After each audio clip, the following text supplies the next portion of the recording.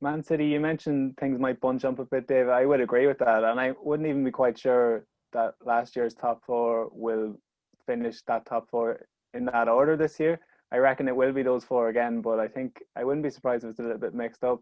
Man City have their bookies' favourites second behind Liverpool. So, as I mentioned, I'm not quite sure about their recruitment. Ferran Torres, I'm not sure if either of you have seen much of him play. Nathan Ake is a proven player with presumably his best years ahead of him. He's only 25, but he has lots of Premier League experience. But it always seemed like he was going to be a secondary addition in the defence, not the guy that's going to solve all their post-Vincent Kompany issues. Like, as I said there, if Koulibaly comes in, I think that really kicks them up a gear, and him and Laporte would be a very strong pairing going forward into the new season. So, are Man City, are you expecting them to kick on and close the gap to Liverpool, or even contest the title again? Yeah, I think if you look at Man City last season, they lost a lot of games and they're a real feast or famine team. Whenever they won handsomely. They won by 4-5, but when they lost, they showed very little resilience, and they conceded very similar sort of goals. Conceding set pieces, soft defending, and then if you look at who they brought in Nathan Ake, but if you look at Bournemouth's defensive record, it's never been that brilliant in the league, and you don't see him as the player to transform that. I guess you know you don't see City being as bad as they were last season because they've been so consistent over 4 years, and they have probably the best player in the league, Kevin De Bruyne. Um, so you know that they're going to contend, but when the push comes to shove, I see a lot of the same problems popping up. I'd agree with that. I think you'd really have to question Man City's defensive acquisitions over the last couple of years. Like the money that's been pumped into that defense, I'm still looking at it ahead of the new season, and there's issues all over the place. I mean, the fullbacks positions, they get exploited there quite a lot. Um, I don't know. You look at Kyle Walker, Mendy, Cancelo, or any of them top players defensively. Ake, I think, is a funny one. I actually like him as a player, but I don't think he's the player that City need at the moment. As you said, Ronan, he seems like a secondary kind of a squad player, or maybe if you're going to play the back three, he'd be a third centre back. But he's like a left-sided centre back. I think is where he's best, where Laporte is probably their best defender plays. So I thought they would go for Koulibaly type or a more commanding type to play alongside Laporte. She said Ronan like a company kind of replacement. So I think it's going to be interesting to see. They're so good up the pitch, but then again, as Torres, they've lost Sané to Bayern Munich. A player I really like. I think Ferran Torres, maybe Guardiola, obviously is the expert, but his stats wouldn't blow you away on paper. So I don't know. Are they going to be any stronger this year than they were last year?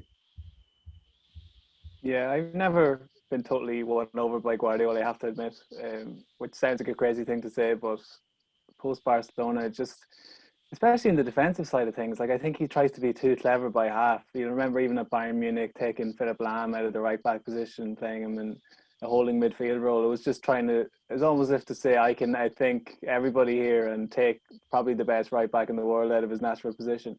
And you mentioned it there, just throwing money on top of money at the defence. Well, let's do some coaching here. Like, let's try and improve Kyle Walker or Cancelo, who's playing very well for Portugal the last week or so. Like, let's improve these players, make them top level Premier League. And centre back wise, like, broke records for Laporte, and they were obviously without him a lot last season. But if he's fit this year and Ake and Koulibaly come in, and that's like the guts of $500 million spent on a back four where Mendy is barely featured either, and you're just thinking excuses have to dry up eventually here. You know what I mean? Like you've thrown a lot of money at this defense. You've had two cracks at the goalkeeping position. Ederson making numerous uncharacteristic mistakes, even though, can you describe it as uncharacteristic if he does it on a bi-weekly basis? But no, I'm not sure about the Man City project. I wouldn't be surprised if this was towards the end of Guardiola's time there. He's already, I think, stayed longer than most people expected at the Etihad. One thing I always found interesting about this reign, though, he never ever seemed quite satisfied with his striking options. Like, he has Sergio Aguero, who never really fit the mold of the Guardiola striker. He's got Gabriel Jesus, who I always quite like as a number 9, but in the big games, he saw it against Real Madrid, he played him wide left and almost played De Bruyne and Sterling through the middle. So that's kind of pointer for me that he's just not satisfied with his number 9. But, you know, it's a first world problem for Guardiola. He's had plenty of investment behind him, and Man City somehow got away with their Champions League ban. So they have another crack at things this season. What are your thoughts on Man City, David? Do you think they are going to be Liverpool's nearest challengers, or what are you looking out for in the first few weeks of the season? Yeah, I'm interested to see the first couple of weeks with City. What you said is interesting about the strikers, because like it seems like he's been trying to replace Aguero for maybe 3 or 4 years, or find the replacement like very prematurely. You look at Aguero and he's so reliable, whereas I think Jesus is more of maybe a Guardiola type player in terms of movement and work ethic, but I think he lacks that killer touch a little bit at times in some big games. Like he can be quite wasteful in front of goals, so it's almost problems of Guardiola's own creation in a way. But I think that City are. It's going to be really interesting to see today. Can they maintain their grip on the top 2, let alone challenge for the title?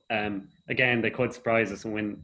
It's City; they could win the league with 10 points. They have the talent, you would say, in the squad, but I think they are possibly in danger. From you look at Chelsea, United coming behind, I think the gap is really going to close. This season, we'll see it. Yeah, and one other pointer, Phil Foden's obviously in the news this week, but he made his England debut last week, and I think the assumption is, and Guardiola talking some nonsense in the media, that he's the most talented teenager he's ever worked with, even though, you know, like he has had some pretty impressive teenagers at other clubs, I think you'll find. But Phil Foden, I think they're expecting him to fill the gap that David Silva left behind. Davy, would you go along with that, or how do you think they're stocked in a squad depth perspective? I think the thing about City, they've always had probably the best quality depth of all the top teams. Maybe Man United have always had, the sort of 22, 23 squad, but, players like Mata and Lingard coming in, whereas Man City have always had, like Bernardo Silva, Mahrez type player coming in. I think there's a few interesting things happened last year.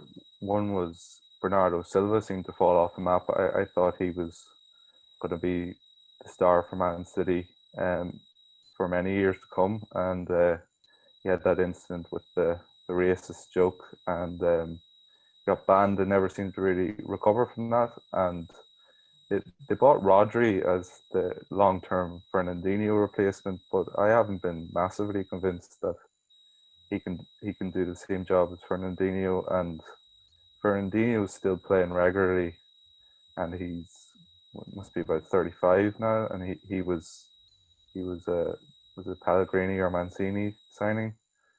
So that's such a key position in the Guardiola team is defensive midfield.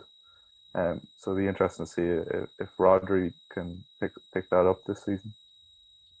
Yeah, I think when push comes to shove, they merit their place in the bookmakers' rankings. I think they probably are the second best team heading into the new season. But as Davey said, doesn't always play it like that, and I think it will be a bit more mixed up and bunched up this year. I think the gap will close. I think Liverpool and City have probably opened up a big enough of a gap that you'd have to favour them, but we could be having a different conversation by Christmas. It'll be interesting to see.